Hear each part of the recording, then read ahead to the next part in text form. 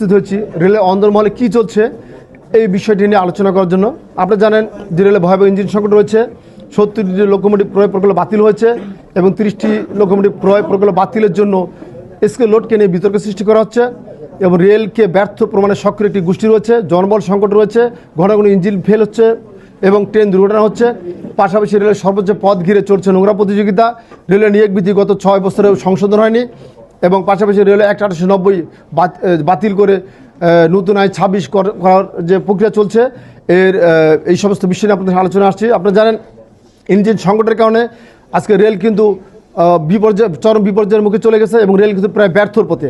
পাশাপাশি 70টি লোকোমোটিভ যেটি রয়েছে সেটি বাতিল হওয়ার কারণে আজকের এই ইঞ্জিন সংকট প্রক্রিয়া শুরু হয়েছে এবং এই ইঞ্জিন সংকট এমন পর্যায়ে গেছে যে আগামী 1 বছরের মধ্যে হয়তো রেল পথই পুরোপুরি অচল হয়ে যাবে এবং পাশাপাশি 30টি লোকোমোটিভ ক্রয় প্রক্রিয়া নিয়ে যে বিতর্ক সৃষ্টি হচ্ছে সেই বিতর্ক তীব্র প্রতিবাদ জানাচ্ছি এবং আমরা মনে করি স্কেল লোড অনুযায়ী যে রেল লাইনে যে ইঞ্জিন চলতে পারবে 15 টন স্কেল লোড, সেই ইঞ্জিনও যদি ক্রয় করা হয়, এর বাইরে যদি যারা সুপারিশ করছে যে 17 টন স্কেল লোড আনতে হবে, তাদের যে চক্রান্ত সেই চক্রান্ত প্রতিবাদ জানাচ্ছি আমরা।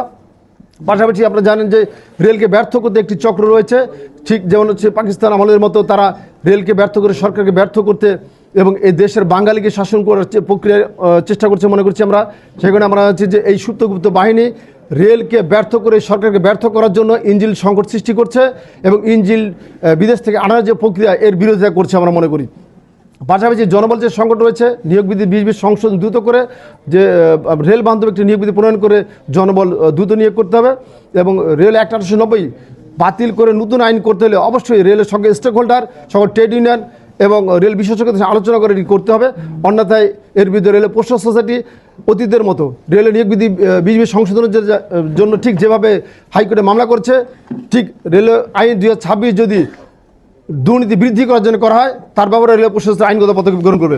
আপনারা জানেন ইঞ্জিন সংকটের কারণে গড়ে প্রতি মাসে 4 থেকে 5 কোটি টাকা ক্ষতিগ্রস্ত হচ্ছে রেল এবং বছরে একটি ইঞ্জিন দ্বারা 40 থেকে 50 কোটি টাকা অতিরিক্ত রাজস্ব আয় করা সম্ভব। স্বাভাবিক কারণে আমরা মনে করি প্রতি বছরে রেল 400 থেকে 500 কোটি টাকা ক্ষতিগ্রস্ত হচ্ছে।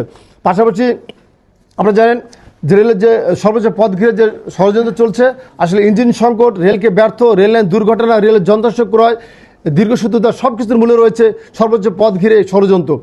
আপনারা জানেন যে বর্তমানে যে ডিজি মহোদয় রয়েছেন উনি 13তম বিশেষ ক্যাডার, এরপরে যারা ডিজি আসার জন্য অপেক্ষা মানা হয়েছে তারা কিন্তু 18তম বিশেষ, অর্থাৎ উনি কিন্তু 5 বছরের অত্যন্ত যোগ্য একজন মহাপরিচালক। এই যে 5 বছরের যে যোগ্যতা অভিজ্ঞতা, এটা কিন্তু অনেকে বিবেচনা না নিয়েই তারা রেলের বিরুদ্ধে ষড়যন্ত্র শুরু করেছে। পাশাপাশি এরপরে 20তম বিশেষ আছে, তার মানে আমরা দেখছি যে 18তম এবং 13তম মাসের 5 বছরের যে দূরত্ব, এইখানে কিন্তু যোগ্যতা অভিজ্ঞতারও অনেকটা অভাব রয়েছে। সেখানে আমরা মনে করি যে রেলের জন্য অবশ্যই সবসময় যোগ্য ডিজি, যোগ্য সচিব প্রয়োজন। এই বিষয়টি আপনাদের সবার দৃষ্টি আকর্ষণ করছে এবং আপনাদের মাধ্যমে দেশ এবং জাতিকে জানাচ্ছি। ধন্যবাদ সবাইকে।